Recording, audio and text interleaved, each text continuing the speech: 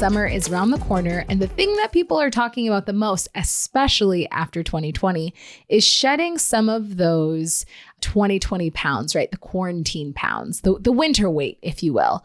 And so one of the things that's getting tossed around that I've had patients ask me about, that I've had friends and family ask me about, is detoxification, right? We've all heard it. Hey, I want to go on a cleanse. I want to lose a few pounds, but does that actually work? And what is detoxing? Why is this something that you should be doing, or is this something that you should not be doing? I find that there's a lot of mixed information out here about this topic. It's very controversial, if you will, in the health and wellness space, because you will find practitioners that think it's absolutely necessary to do, and you will find other practitioners who think it's a complete waste of time. So what I want to get in today is really kind of breaking down this complex topic of what is detoxification? Should you be doing it? How should you do it? How often should you do it? And is it really that necessary? I'm going to break down all of those things and a little bit more today while we really dive into this topic of detoxification. So what is detoxification? What does it mean to detox? Because oftentimes we think of skinny teas that we've seen on Instagram, or we think about those little kits that you can get at health food stores that are going to keep you next to your bathroom for the next 14 days.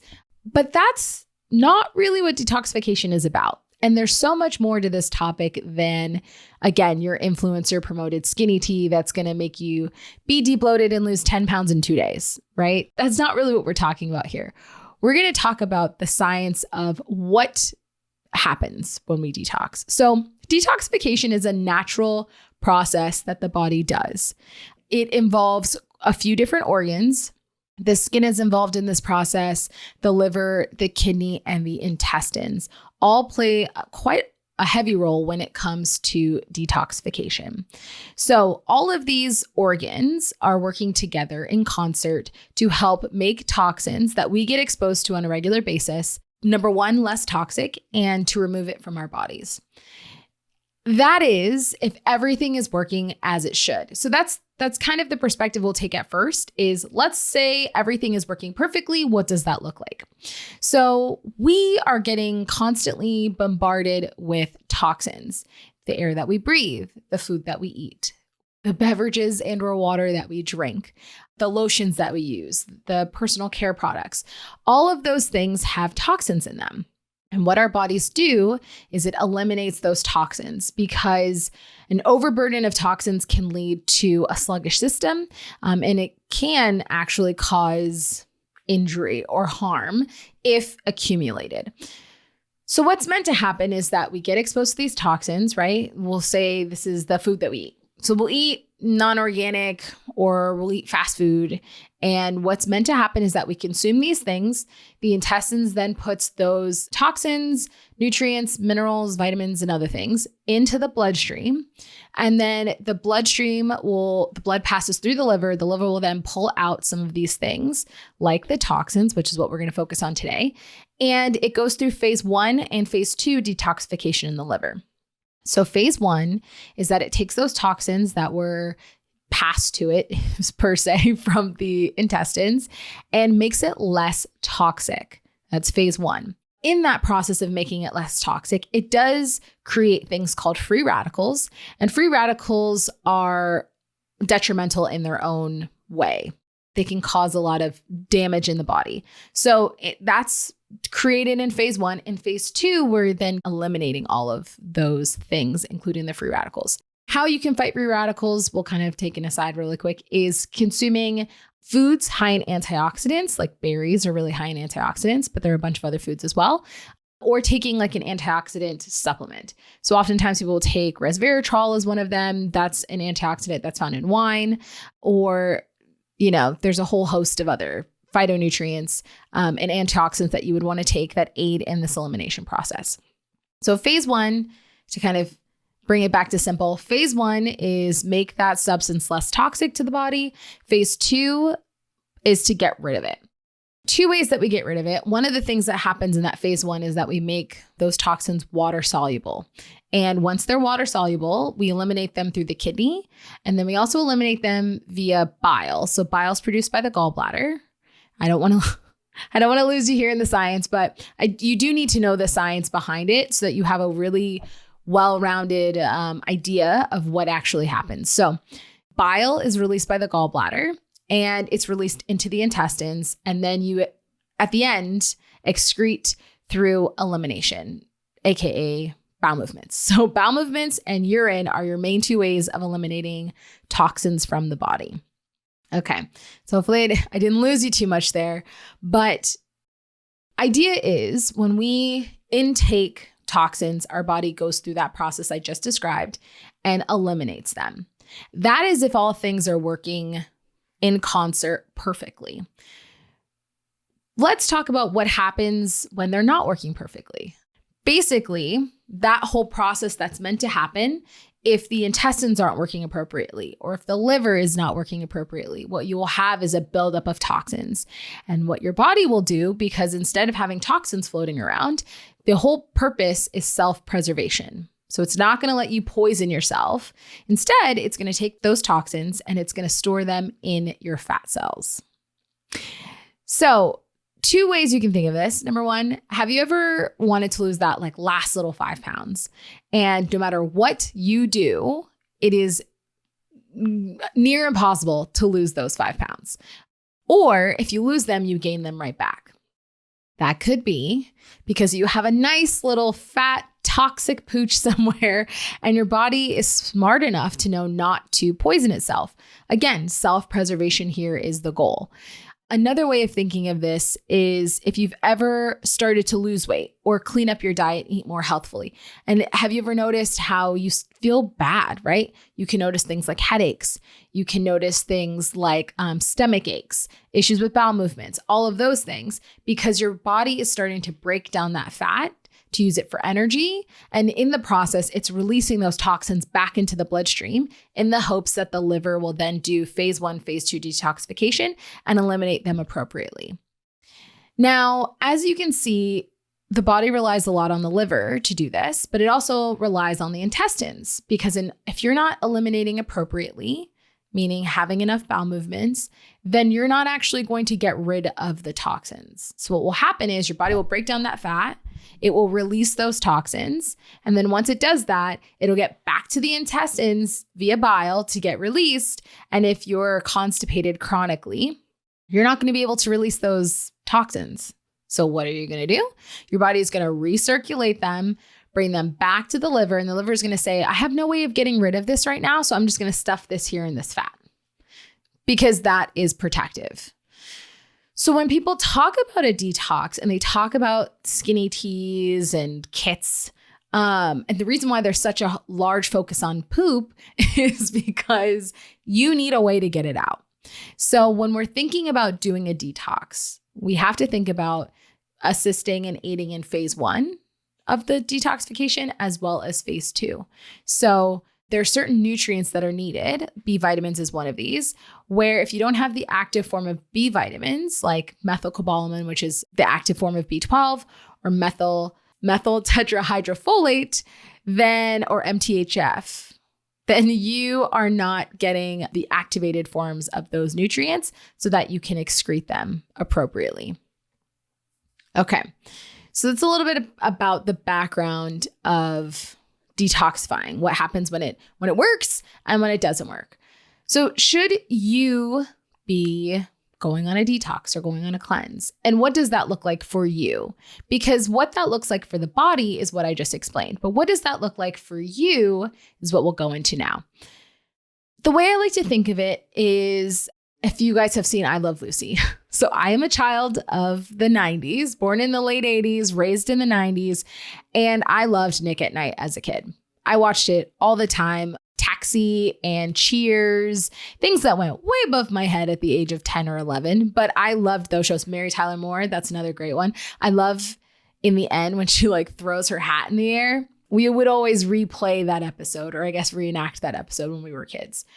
But there's one episode of I Love Lucy, which used to come on at Nick at Night. I have no idea if it comes on anymore or if Nick at Night is even a thing anymore. But For all my 90s babies who stayed up past their bedtimes, you might know what I'm talking about. So I Love Lucy has an episode where she's working at the chocolate factory and there's all of these chocolates. It's her and Ethel. If you don't know, the show is called I Love Lucy. There was a lot of antics done by Lucy, or Lucille Ball, who was the main character, as well as her friend Ethel. They were like partners in crime. They were always getting into trouble together. And in this episode, they were working at a chocolate factory. And so while they're working at this chocolate factory, they are meant to be boxing the chocolates. So at first, the conveyor belt is going really slow. So the chocolate is on the conveyor belt. I want you to picture this, if you will. You can also look this up on YouTube because it is a classic and famously known episode. So on this conveyor belt, there's all these little chocolates. And at first the conveyor belt's going pretty slow enough for the girls to keep up with. And so they're taking the chocolates and putting it in the box, taking the chocolate, putting it in the box. Well, then the conveyor belt starts to speed up and they start to get more chocolate and more chocolate. So they start boxing really quickly as fast as they can, but they're noticing that there's way more chocolate that both of them have in front of them than what they can pack and what they could process. So they start to eat the chocolate, right? So some goes in the box, they start to eat some. On top of that, they start putting some in, they're wearing aprons with little pouches. They start putting some in the pouch. So they're getting so overloaded with this chocolate that as much as they are trying to process it appropriately, and some of it's getting processed appropriately, they're finding easy and creative ways of storing the chocolate so that hopefully in the future they can process it. So picture this, at this point, Lucy and Ethel have cheeks full of chocolate. Their aprons are overflowing. It's all over the conveyor belt. The chocolate's spilling all over the floor and there's boxes everywhere. And in true I Love Lucy fashion, you get this like, if that sounded like that was, I won't do that again, I promise. But if you've seen it, or if you're watching this on YouTube, you saw the face I was making, I want you to watch the episode and then tell me in the comments if my sound and or face was accurate. But Lucy had this way of when she got into trouble of like A, calling for her husband to help her, and B, like doing this like very classic pout whiny face. Okay. Back to Detox. So how does this relate to Detox, the story that I just told? Well, let's think of Lucy and Ethel as your liver. Or let's call it liver and intestines, or just let's group them together and say they're the organs of detoxification, right? And you are giving them a toxin here, a toxin there. That's a normal situation, right? Again, think of our grandparents' lives 30, 40, 50 years ago compared to the life we live now. Our toxic burden, our toxic exposure is a lot higher now than it was then. And if you take it back from closer, 200 years ago, our toxic exposure now, again, is a lot higher than it was. So if you think about how our body was created, we're overloading it way more than it was ever expected to be handling. So what you're doing is you're taking those organs of elimination and we're starting off real slow and giving it a toxin here, a toxin there. Okay, cool. I can keep up with that. Well, then we get older and we start, drinking alcohol or caffeine or, eating more processed foods, and your body's starting to say, okay, it's a little fast. It's, a little more than I was expecting. And it's keeping up as much as it can until one day you get to that end of the I Love Lucy where, it's stuffing toxins again in the fat. Right? It's stuffing toxins in the fat. It's storing it away until it can hopefully deal with it later, because in the moment it's being overburdened with toxins. So when you have practitioners who say like detoxification is absolutely unnecessary, your body does it on its own, it's twofold. The answer is yes, your body does do it on its own, and it's doing the best that it can in the overstressed world that we're in. But two, it is beneficial to aid the body in elimination. And it's something that's been practiced for thousands of years. Detoxification is not something new. It's something that has been around forever. And a lot of ancient cultures did it because of that it knew inherently that the body needed time to eliminate. And that although they were getting exposed to fewer toxins back then, you had things like fasts that were built into religion, or fasting for health that, again, was done very traditionally. back in, I want to say the early 1900s, there were detox centers, places where you could go, and the focus was on gentler food, movement, and rest, all in the hopes of eliminating toxins and optimizing health. Okay, so that's, in my opinion, why you should be detoxing, is because in the world that we live in, we are overburdened with exposures to toxins compared to what we were hundreds of years ago, thousands of years ago, the beginning of time. You can kind of go back as far as you want. The fact still remains that not only as a whole in the US are we consuming a lot more processed toxic food, right? Cheetos, I'm sorry, as yummy as they might be, are not healthy for you. And there is a way to balance, because I'm all about balance here at Pretty Healthy. But I think if you're trying to eliminate, you have to know what foods are helping your health and what foods are harming your health potentially, and what foods kind of play a neutral role. So a little bit better understanding of how the body works, why we should be detoxifying, or why it would be beneficial to detox. So let's talk about how to actually detox. So you aren't detoxing yourself. Let's clear that up, because that seems to be a confusion as well. Again, this is something the body naturally does. We are just aiding the body in doing what it naturally does and optimizing that function. So things that people tend to think are like, oh, I'll just put lemon in my water. I'm going to detox today. It's not that simple. You're getting number one, tasty water. Number two, lemon does contain vitamin C, but you have to do more than just that to detox or to help to aid in elimination. So you can't just do that. You can't just do the skinny teas, right? I know they help with bloating and weight loss, blah, blah, blah. But also, disclaimer, before my ADHD kicks in, we're not talking about weight loss today. We're simply going to focus on detoxification. That is something that I can talk about in a future episode, and I'm happy to discuss it with you, but that's just not the purpose of today. So anything that I'll be talking about from here on out in regards to elimination or detox will be focused on those things and not the aspect of weight loss, because those are two different things and one can aid the other, but they're still two separate topics. Okay, back to detox. So when it comes to detoxification, we're aiding, right? In that I Love Lucy episode, it would have been beneficial to stop the conveyor belt, let Lucy and Ethel catch up, box the chocolates, and then restart the conveyor belt, right? Like, just from like a logistics perspective, it would have been very easy and beneficial to give them a break, let them catch up, and then restart the conveyor belt. That is the idea behind cleansing or detoxing. Lemon water alone won't do it, right? And again, you get tasty water. That's a topic for another day, but like, lemon water itself will not detox you. Okay. So skinny teas, although you might have some beneficial things in there that help with phase 1 or phase 2 elimination, more so phase 2 elimination, right? The removal of the waste. You can't just do that.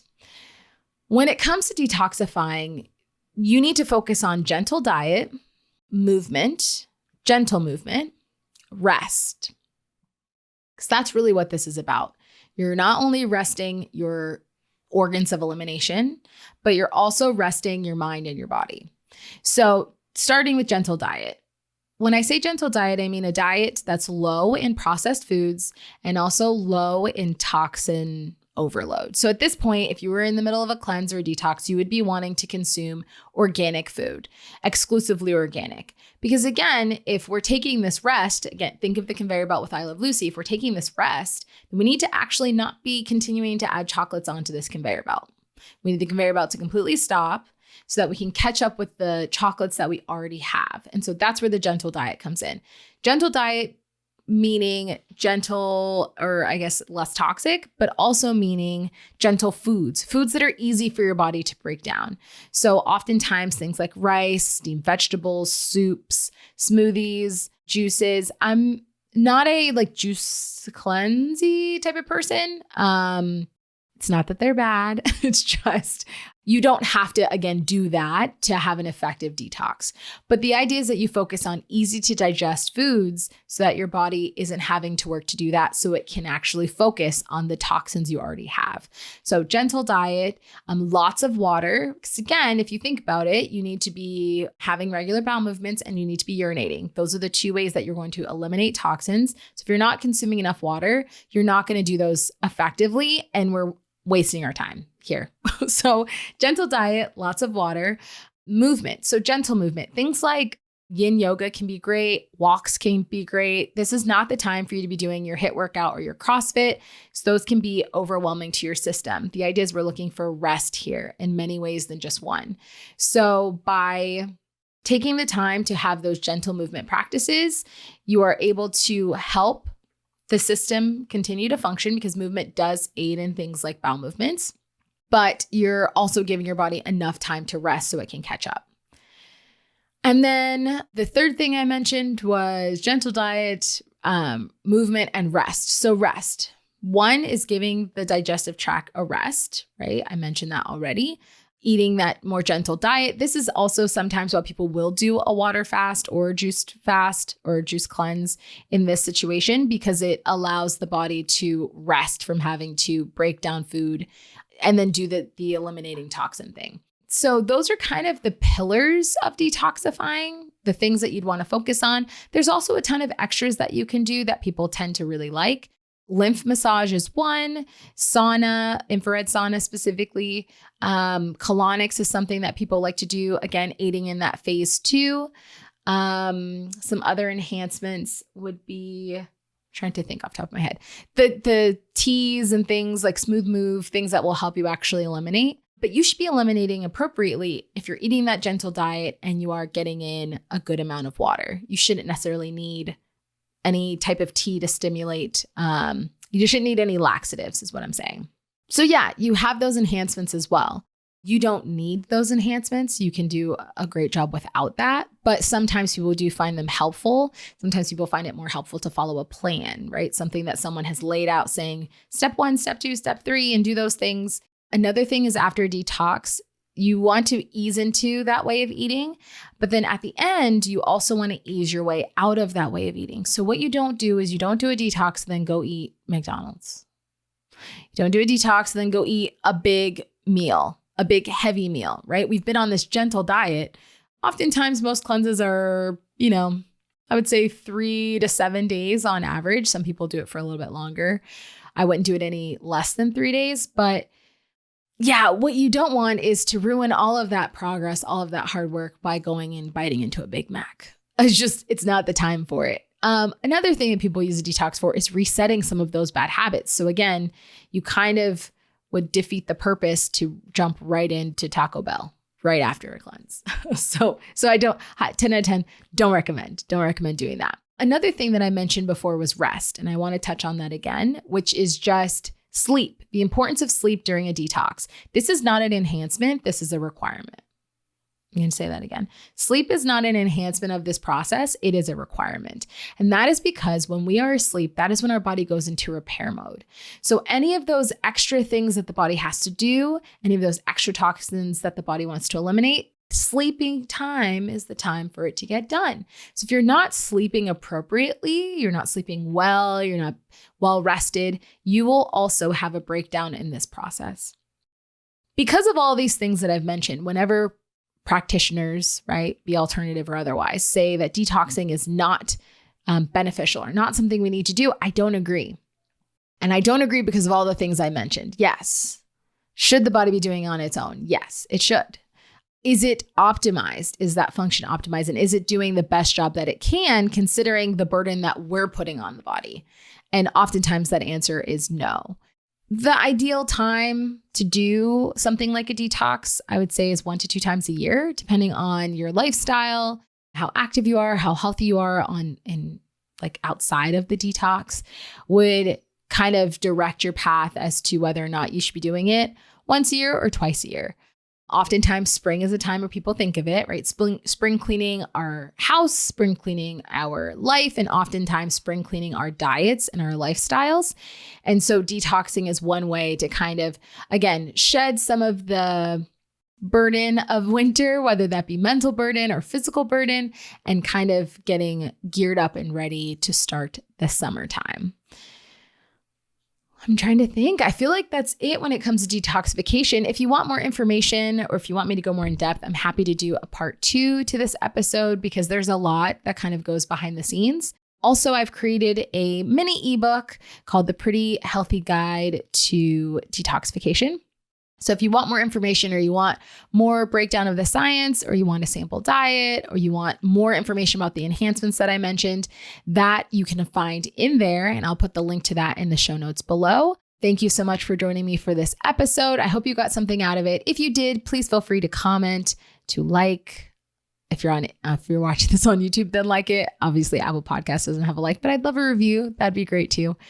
Anyways, I hope you guys enjoy the rest of your day and I will catch you next time. Bye guys.